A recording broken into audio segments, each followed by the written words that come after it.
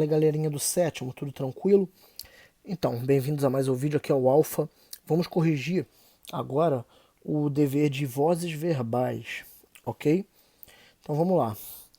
Vamos a número 1. Já falo, essas assim de escrever, faz no caderno porque não vai caber aí. Principalmente essa número 1 aí, tá? Então vamos lá. Defina a voz verbal. Bota assim para ficar bonitinho, vamos lá. A voz verbal é a flexão, né? Que é a mudança. Então a voz verbal é a flexão, que nos verbos de ação estabelece uma relação entre o fato verbal e o sujeito, indicando se este pratica ou recebe a ação expressa pelo verbo. Essa foi a resposta. E acho que não vai caber aí, nessa número 1. Então o que acontece? Qualquer coisa você volta o vídeo aí, escuta de novo e vai botando aí, tá? Basicamente é isso aí, tá bom? Que a voz verbal é a mudança que vai mostrar, né, quem está fazendo ou recebendo a ação. Basicamente é isso. 2. Quais são os tipos de vozes verbais? Explica a diferença de cada uma delas. Vamos lá. Voz verbais. As vozes verbais têm voz ativa, a voz passiva, que pode ser dividida em passiva analítica e passiva sintética, e tem a reflexiva, que ele não deu, tá ok? Mas tem também. Então vamos lá. Deixa eu explicar aqui, aproveitar, vou dar uma palhinha da reflexiva, porque ele não deu na outra, né, na parte lá, e eu acabei esquecendo de falar que eu ia falar. Mas vamos lá. Qual é a diferença? A voz ativa, você tem um sujeito agente, né? Vamos dizer assim, um sujeito que pratica a ação. Pedro jogou pedra na janela. Ou Pedro quebrou a janela. Então, o Pedro ele é o sujeito que está praticando a ação, ele de quebrar. Agora, quando é voz passiva, é analítica. A janela foi quebrada por Pedro. Você tem dois verbos no lugar de um. E dessa vez, né, a janela vai ser o seu sujeito paciente. Né? O que está começando vai ser a janela. Quem foi quebrado? A janela. Você faz a pergunta pro verbo. Quem quebrou? Na primeira, Pedro quebrou a janela. Quem quebrou? Pedro. Pedro é o sujeito. Né? Ativo. Agora, quando fala a janela foi quebrada por Pedro, né? O que nós temos aí? Nós temos um sujeito paciente, porque quem foi quebrado? A janela. A janela não quebra, ela é quebrada, então ela é paciente. Tá ok? Essa é a principal diferença. Tem também a sintética, a voz passiva sintética, que tem o C, né? Que é aquilo que eu falei para vocês. Quando você fala assim, vendem-se janelas. Então, as janelas, elas são vendidas, né? Então, essas janelas vai ser como se fosse o seu sujeito. Ele faz esse papel, entende? Então, ele tem esse C aí, vendem-se, tá ok? E a reflexiva é quando o sujeito ele faz a ação, ele recebe. Quer ver? Mãe e filho se abraçaram. Vamos lá. Quem se abraçou? Mãe e filho. Mãe e filho é o sujeito. Então, o sujeito ele se abraça, ele abraça e é abraçado, porque tem dois aí, é composto, né? Entendeu? Mas não se preocupa, depois a voz reflexiva a gente vai aprofundar um pouco mais nela, tá? Mesma coisa, os adolescentes se beijaram. Quem se beijaram? Os adolescentes. Ora, tem mais de um, os adolescentes é o sujeito. Então, o sujeito ele beija e ele é beijado, porque tem mais de um, entendeu? Essa é reflexiva. Belezinha. Agora a 3, você tem que correlacionar, correto? Nessa número 3. Então a 3 vai ficar assim a ordem, ó. 3, 1, 2, 4. Tá bom? Essa vai ser a sua ordem da número 3. 3, 1, 2, 4. 4. Passe as sentenças apresentadas a seguir para a voz passiva analítica, beleza. Vamos lá. Quando você tem a exposição abrirá amanhã, você vai botar o quê? A exposição será aberta amanhã. É só você trocar o abrirá por dois verbos que fica tranquilo. Vamos lá. Ela fez o trabalho. O trabalho foi feito por ela. É assim que vai ficar. Tá? 5. Passe as sentenças apresentadas a seguir para a voz passiva, da voz passiva para ativa. Agora ao contrário. As pontes foram derrubadas pelo vento forte. Você troca. O vento forte derrubou, vira um verbo só. Derrubou as pontes. Próxima. Os documentos são escritos por profissionais. Profissionais escreveram os documentos. Tá ok? Beleza. Aí tem aqui um textinho, né? Osso de dinossauro. Para responder da 6 até a 12, tem aí o osso aí, né? Então vamos lá. 6. A qual gênero o texto pertence? Ora, é a opção C. Isso aqui vai ser uma notícia, né, que você viu. Isso aqui é interpretação. Qual o assunto abordado no texto? Ou seja, o texto fala sobre o quê? Né? Sobre a descoberta de um osso de dinossauro, né, no interior de São Paulo. Essa é a resposta da 7. 8. No texto, a conjunção mas é empregada 3 vezes. Tá bom. Dentre as alternativas a seguir, assinale aquela que apresenta conjunções que, sem alterar o sentido das sentenças, poderiam ser utilizadas para evitar a repetição da palavra nas duas últimas ocorrências. Ok. O problema é que ele não aponta qual desses ele está usando, né? Essa questão tá meio bichada, tá? Porque o certo ele era apontar quais linhas que está usando esse mais, porque ele mesmo fala que é usada mais de uma vez. É como é que eu vou trocar se eu não sei qual linha ele quer que eu troque, né?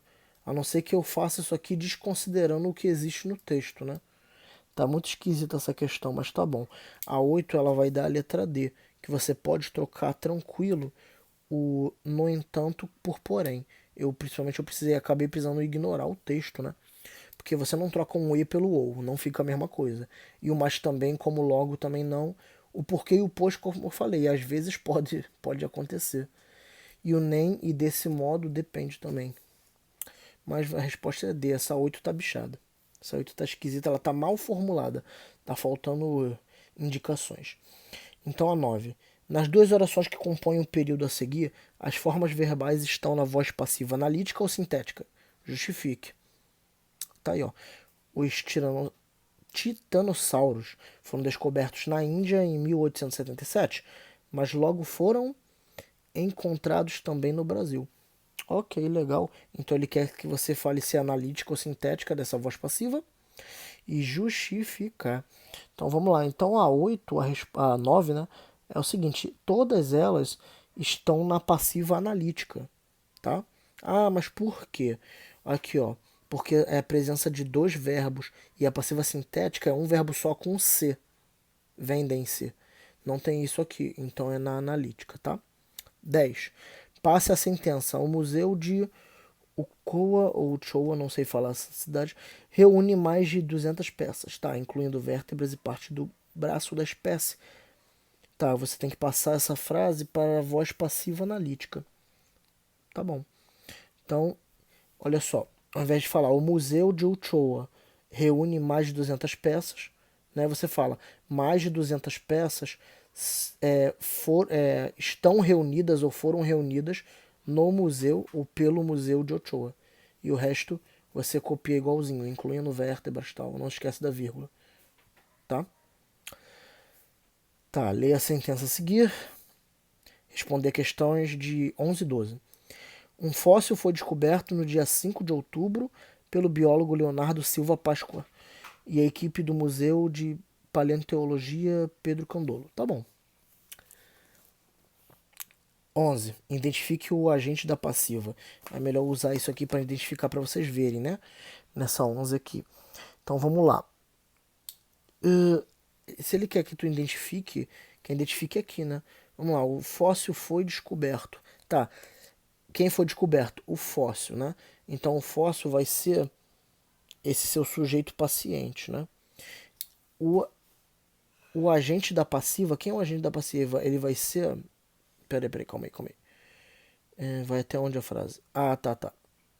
Pelo biólogo Leonardo de Lisboa. Tá.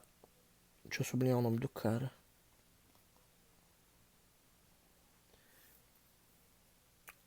Ok. Isso aqui então nós temos assim o objeto, né? Ele que é o que? O agente da passiva, né? Tá.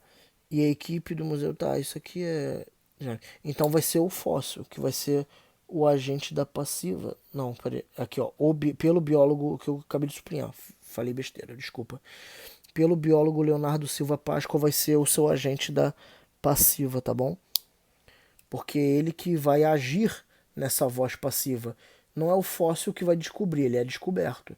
Então quem age é esse biólogo aí e a equipe, né? Então acho que vai ser o resto também, né? Porque ele não vai agir sozinho, né? Então vou incluir o resto aí, tá? É isso que eu sublinhei aí, é o agente da passiva. Beleza, não sei se vai caber aqui não. Mas vamos lá. Passando a sentença para a voz ativa, temos. Então ele pegou essa frase toda que eu peguei e ele passou esse trecho todo e quer que eu passe, quer que a gente marque, né, para a voz ativa. Então essa 12 aí, você vai marcar a letra E, tá? Vai ficar na voz ativa. Tá bom? 13 tinha aí esse negócio que você leu, a tirinha. A ação explicada pelo verbo pode ser praticada pelo sujeito voz ativa, sofrida pelo sujeito voz passiva, ou praticada e sofrida pelo sujeito voz reflexiva. Ok? Em qual dos trechos a seguir é identificada a voz passiva? Qual desses aqui, nessa 13, é a voz passiva? Então vamos lá, a 13 vai ser a letra B de bola, a B que vai ser a voz passiva. O disco era colocado em um aparelho elétrico, o disco não coloca, ele era colocado, então é a voz passiva. 14. Ao transpor a frase, às vezes guardam-se joias nas capelas, enfeitando os santos. Tá. Para a voz passiva analítica, o termo destacado assume a seguinte forma: o guardam-se, que está na sintética, você passando para a analítica vai ficar dois verbos, né? Às vezes guardavam-se, na verdade. Qual que vai ficar? Então a 14, marca D de dado, vai ficar assim, ó. Eram guardadas, às vezes eram guardadas, tá bom?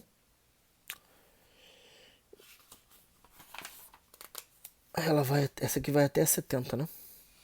Então vamos embora. 15. Na sentença, o menino levou uma surra, o verbo está na voz passiva ou ativa? Manda você justificar. Vamos lá, ele está na voz ativa. Por quê? O menino levou uma surra. Quem levou uma surra? O menino. Né? O menino é o sujeito. Embora não tenha sido ele que deu a surra, né? Você tem um verbo só. Então isso aqui era uma armadilha. Você tem um verbo só. Então, não dois para fazer lugar de um. Então é voz ativa, tá? Então sempre fique atento. O macete é sempre você olhar pelo verbo. Entendeu? Depois tu faz as suas interpretações, tá? Então é ativa e por isso. Um verbo só. Todas essas frases estão na voz passiva, menos uma, né? Exceto. Então a 16 vai dar a letra C. A letra C está na sintética, né? Passiva sintética. Olha, cortou-se ali. 17. Em qual alternativa há uma forma verbal na voz passiva sintética? Então a 17 ela vai dar a letra D de dado. Tá? Ó, ouvia-se aqui, o C. Então sintética. A sintética vai ser fácil você achar. Então tem aí, em sua teoria da relatividade geral, ele mostrou que a presença da massa ou da energia também influencia a passagem do tempo, embora esse efeito seja irrelevante no nosso dia a dia. Tá bom. Ao se converter o trecho destacado para a voz passiva, o verbo influencia assume a seguinte forma. Então um verbo vai se transformar dois, cabendo ali na frase. Ele tem que caber na frase. Então essa 18 vai ser a letra A. É influenciada ao invés de influencia, tá? 19. Leia as frases a seguir e no final tá lá. As vozes verbais das frases anteriores são respectivamente. Então a 19, cara, tu vai marcar a letra E. A letra E. Tá? Passiva, analítica, sintética, reflexiva e depois analítica de novo. 20. Marque a alternativa em que mostra a voz passiva pronominal. Tá bom. Voz passiva pronominal é a mesma coisa que voz passiva sintética, tá bom? Mesma coisa. Tem o C ali. Então marca a letra C. Trata-se de apenas, tá? Então é isso, é armadilha. Voz passiva pronominal é a mesma coisa que voz passiva sintética. Tem o C, que é o pronome. E o desafio, como falei, não precisava fazer se você, mas eu sempre ponho a resposta aqui, né? Mesmo não sendo para fazer. Deu aqui a letra A. Se você quer saber o porquê, tá curioso, você pode botar aí como dúvida que eu tiro a dúvida sua, tá bom? Então é isso, galera. Até a próxima. Beijo do Sinistro.